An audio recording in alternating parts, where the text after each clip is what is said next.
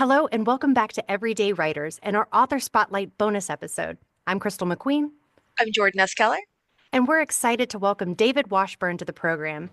David Washburn is a self published independent horror author from Cincinnati. His work is fueled by anxiety and overthinking while dancing in a sea of tension. His latest book, Kill for Me, a B rated horror movie inspired book about a centipede infestation, released last month. Thank you so much for being here, David. Thanks for having me. So, jumping right on into things, what first got you interested in writing, and were you always attracted to the horror and suspense genres? I've always been drawn to horror ever since I can remember. Staying up late. I remember at a young age, it was always an excuse to stay up late watching movies with my mom and things like that. Watching Outer Limits, Tales from the Crypt, and stuff. And I was just always kind of drawn to that stuff. Um, in school, I always enjoyed writing. You know, if we got a summary or a project with some kind of specific prompt, I always felt like I thrived in that just because it was an easy way to show flexibility, creativity, and things like that. And I always got praised for it. So, you know, anytime you're praised, you want to keep doing it. Um, but what got me into writing in my adulthood is years ago, I was interested in doing short films. And I had some buddies, and we were writing screenplay. And as I took to that format, I really wanted to take it seriously, and I was exploring writing full feature films.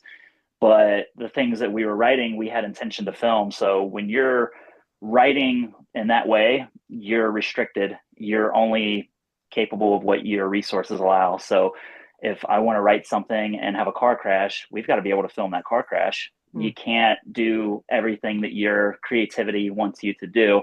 So when that sort of fizzled out, the creativity didn't. And I thought, well, I could always write a book. And that thought kind of was inspired by the creator of Walking Dead. He was on the Talking Dead when that show was still on, and he had said something about the character Ezekiel. He's got a pet tiger, and he had talked about how there was a point when he was writing the comic books where he was just like, you know, we've got this as a TV show and it's expensive to make, but he doesn't want to feel limited in his creativity. So he said, screw it, I'm writing the tiger in. And now they have a CGI tiger. So that kind of inspired me to, well, I can write books, but with that came learning the format and having to kind of figure out how to do long form narrative. And then, mind you, I'm in my late 30s now. I haven't written seriously in that manner since grade school. I'm not formally educated. So there was a lot of consuming and learning that way and kind of just talking to people and looking for specific things as I was learning it. So definitely trial by fire. I think we've all been in that fiery pit. Yeah. So another thing is you do a lot of book reviews on your social media. So who are some of your favorite horror and suspense authors, and do they influence your work? I'd say everything I read influences me in some way. I think that when you're a creative person, you need to refuel that inspiration in a way. It's easy to get burned out if you're just creating, creating, creating. So I think it's important that you consume. Um, some of my favorite authors, they're favorites for different reasons. One of them is Philip Fracassi. He has a book called Boys in the Valley. It's a very intense historical fiction piece. Mm. Um, I like him because he builds atmosphere and dread in a way that I've never read anyone do. Um, Paul Tremblay, he's very esteemed author. He has a book called A Head Full of Ghosts. Mm. He does some weird things with how he formats it. He's telling a story present tense. He's also telling the story using a podcast that focuses on this movie that was made about this family. So he's kind of got three different timelines telling one story. And then also his voice, reading him, he's kind of snarky in his narration. And I feel like as like a newer writer at the time, at least, I felt like it gave me permission to just be myself. Where you if you hire an editor or you're showing it off to other authors, a lot of people want to nail down what like technical things and what's right and how you should do it and what the industry standard is. But then you read some of these traditionally published authors and you see them taking risks and it works. And I for me, I feel like, oh, that's validation for my instinct. Hmm. So I really am drawn to him for that reason. And then Another one is Clay McLeod Chapman. He does a lot of grief horror, but I feel like he does he balances tension and he puts a lot of heart into his writing. He creates these characters that are just very well rounded, Hmm. and it's hard to explain what it is, but just something about the way he creates characters and just the way that the tension just kind of slowly builds and builds and builds, and then by the end, my jaw is always on the floor, and I'm always more impressed by each book than the last. Well, I've never heard of grief horror before, so can you kind of explain what that is? Grief horror is when when you have like a character and they're exploring some sort of trauma, maybe the Hmm. loss of a loved one, and I mean, a lot of ghost stories can be categorized as grief horror, but when Oh, it kind of teeters on psychological, but it's one of those subgenres of the psychological horror. okay. Okay. But Going into genres, on your newsletter with your release of Kill For you said you wanted to explore different subgenres. Can you talk a little about how you made that decision and whether what other subgenres you're wanting to explore? so what I meant by that with subgenres is just more specific lanes within horror. So Okay. so far, I've written a slasher. I've written a colonial era like history monster piece. Kill for Me was a B-rated body horror piece, and DIY Exorcism was more of a psychological horror with some religious undertone. Well, there's not undertones; it's right there in your face. But the main character is a pastor, so Yeah. um, but what my ideas never stop. I'm always thinking about the next thing, but I'm also a person that's very focused on what I'm working on. So I don't allow myself a lot of space to deviate from you know, what's in front of me. But I'm excited about things, and the wheels are always turning. And if I'm out in the world and I'm people watching, I see something, I'm always thinking like, oh, that's cool, but what if? And I think my creativity in full is fueled by the question, what if? I see things and I think, well, yeah, but what if? I hear conversations that I think, oh, that's interesting, but what if? And the anxiety comes in because that's all anxiety is expecting the worst, even if it's unlikely. And I think that those two things kind of marry each other. And when you're a creative, overthinking type, your brain just kind of has a field day with that stuff. And I think that I've turned that into a strength. But With anxiety, reading Kill For Me, it like we mentioned, it's got centipedes in it, and we're about to hit that centipede season. And any skitter I hear in my house now, it's usually my cat. I'm just like, please don't be one of those. So you're, it has clipped in my head so bad right now. oh, I like When my instinct was to apologize, but Don't. it sounds like I did what I meant to do. Yes, you did. Ugh. when um when the cicadas came out, we have pictures of Jordan in a full-on bee suit because her mom got it I for her can't. I can't. because she I couldn't need. handle the Ugh. bugs. I lived in my Oh man, basement a whole month. that's funny. Although, in your book, and it's not a spoiler, but like when the centipede goes down the drain, like I was like, oh, oh my I can gosh. go right back up.